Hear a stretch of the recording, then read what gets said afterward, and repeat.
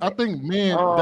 That's why you're starting to see. You see a lot of men talk about not adopting or don't adopt that child or don't marry that woman if she has children because of the laws that we know now. Because we've seen it happen to men. Like the stories are starting to spread where you see men getting into, you know what I mean? Oh, he married this woman, then she cheated on him, and he's responsible for the kid. I think men do know that's why you're starting to see marriage rates drop. That's why you're starting to see. That's why you're seeing men not. I hear men all the time. Hey, don't live with it too long. Not with them kids in the house because X, Y, Z gonna happen to you. And that's because do they that's know, or after are they they got going off screwed. based off of social media? How do you think a Do lot of they these really people know? find out? I don't think men know. They don't know. think How many men of know. y'all on this panel had a child before you had a child? Y'all knew all the fucking laws about it. I didn't say that they knew all of them. I said there's a reason why you're starting to see an uptick in men. Because let's be real. Well, I'm not accounting for the men that's trying to prepare themselves now that they got the knowledge. I'm talking about the men that already got into the shit and they're screwed over. But I don't even think the women who were in that type of shit knew that shit either. This is all brand new knowledge to most people. Well, most Sweeney, people didn't know a lot of this shit. What usually happens is, like, most black families are full of women, right? So one woman knows one piece of it. Another woman went through something, so they have a piece of it. Another woman has a piece of it. So they get all together because I know when my ex-wife, when we was divorcing, her whole family started giving, oh, do this, do that. I know so-and-so who did this. Oh, my husband did it. And it turned into a big ass, because she came back and told me all the stuff, because she wasn't going to go that route with me because we had an understanding. But she literally would tell me all of the tips that her family members were giving her in order to screw me over. No, so, and that's what I was going to say is that they come together as a culmination of ideas. Right. All right. So let's go right. And you know what's happening on the other hallway, on the other side of the hallway with men talking? We're not talking about the laws. Wait, Bruiser. We talking about football game. We talking about Patrick Mahomes. Bruiser, you got it wrong. Here's the difference. Women talk about it because it's a reactionary thing. The process is already starting to happen. The only reason why you don't hear men talk about it is because what we have to do is preventative measures. So now you're starting to see men talk about it more because it happened to enough men for them to start saying, hey, look, bro, I had to study this to find out this, that, and the third. Whereas women, it's reactionary because most of them learn the law through experience.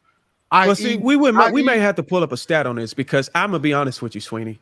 Out of all the brothers and cousins and uncles and fathers I ever known, they never knew any of the laws until they got into the shit. That's what I said. It's reactionary. We are and you making my point. So what I'm saying is, wait. I'm not making your point. What I'm saying is the things that men have to talk about are all preventative measures, whereas the things that women talk about are all things that happen in the case once shit already happened. So, i.e., she already married the dude, and she's ready to divorce him. So now everybody comes in and says, "Hey, girl, I got away with this. So do this, and this." Whereas men have to have the conversation before anything ever happens. I agree. So that's why we tend to get the information after the fact, because a lot of you're talking about the stepchildren. You're talking about adopting the stepchildren, that they want to do it in the beginning of the relationship, then after. No, what did you ask, Kara? I'm sorry, I missed that. No, I was saying, are you talking about the men adopting children so more sooner in the relationship than after, when things get sour, when the women get all this? No, I think they just went down a rabbit hole of child support. Yeah, I think men. That's why you're starting to see. You see a lot of men talk about not adopting or don't adopt that child or don't marry that woman if she has children because of the laws that we know now. Because we've seen it happen to men. Like the stories are starting to spread where you see men getting into, you know what I mean? Oh, he married this woman, then she cheated on him, and he's responsible for the kid. So now we're starting to see these things play out, and men start to notice these things after the fact, but they're all still preventative measures. Whereas women, so are they his kids or not his kids? Because this was not his kids. Not his kids? Yeah. Wow. I never heard that one before. The only thing I'm saying is, according to the law, bro, a lot of the stuff that we can use to protect ourselves, we're not restricted to using those things or actually going to go get those things after the effect happens. No, I said that we tend to start talking about those things after the fact because they tend to have to happen to somebody before we actually get the knowledge. I know, but I'm saying the laws actually exist. Like right now today, there's gonna be some fool sign up for a contract and he don't know none of the laws, and he's gonna be screwed. Correct. And whenever it happens, that is when he's gonna go look at the laws. Well, true, but again, you said that men overall. I said you're starting to notice an uptick in men not doing those things because we know the laws, because we've seen a lot of fools go. I'm not disputing whether men are becoming more aware. I think the more men take the red pill and come in the manosphere and listen to all these failed stories, they can become more aware. Rabbit hole. Precious. After I'm gonna say something. Go ahead, Carol, and then go ahead, Carol. Go ahead. Okay, I'm gonna say this. As a man, I don't think you should sign a birth certificate of a child that's not yours. So I'm gonna just say that. If you're a man, don't sign a birth certificate of a child that's not yours. I would say if you do want to adopt a child in a relationship, after the fact, after the marriage, in the relationship, yes, you can adopt a child. I love children. I think that's a beautiful thing. But don't sign a birth certificate of a child that you didn't make. And women, you should not be having a man sign a birth certificate of a child that is not his either. I just feel like it don't look good. It don't make sense. And like you said, he has liability in that. Like, he signed the birth certificate. She could literally go and put him on child support, and then he would have to choose. Like, he'll have to prove paternity that he's not the father in order to get that. So why would you put yourself and bind yourself in that situation? Well, Carreros, to answer your question, there's a lot of guys don't even have to sign it.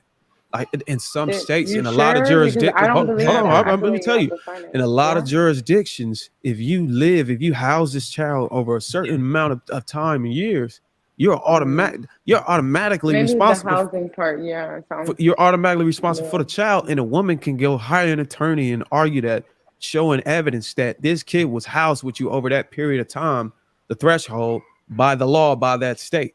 And I'm saying a lot of these guys are not aware of that until it actually happens. And then now they go and go, I hate these women, and all these women ain't shit. We gotta learn. Well, we gotta.